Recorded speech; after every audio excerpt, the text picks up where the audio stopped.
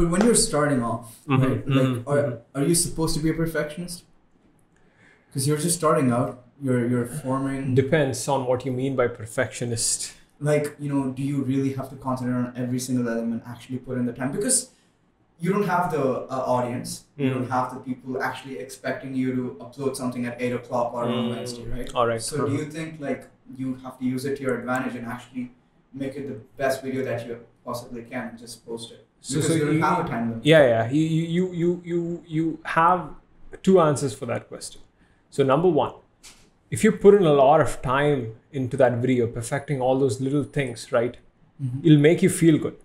Right? It'll make you feel good. And when you release that first video, it'll be like, awesome. Oh boy, I've put in a lot of effort in that video, and the video would have turned out really good. Right? No questions. Right? Maybe like 20% better if you had not spent the time. The downside to that is what it does is over time, it'll take more and more time for you to create the next piece of content. Right? And what happens is, when you don't create the next piece of content, you've lost your opportunity to learn, to improve your skill, right? You've lost all of that opportunity, and you're sitting out, even procrastinating on starting that thing, right? So once that starts to come into the play, you'll eventually start procrastinating even a bit more. Then you stop posting. Then your standard is so high that you won't even start the next time. Right? Yeah. So a better route would be stop caring about that 20% improvement and gain at the beginning. Make more things, more things.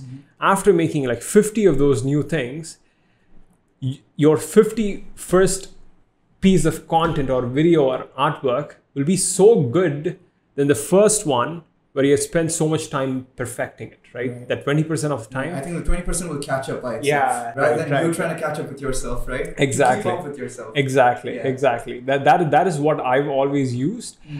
Then again, if you were spending 2 weeks making a piece of content, then stick to that 2 weeks, right?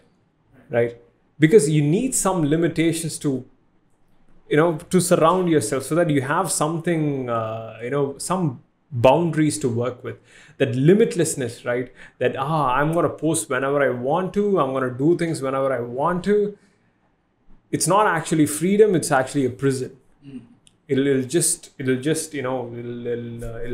cloud you. You don't know when to post, where to post, and you're consistent. Your audience feels like you're inconsistent, and it feels weird. Trust me, I know, because I've been that person like way too many times over the past past 10 years. So that is the thing.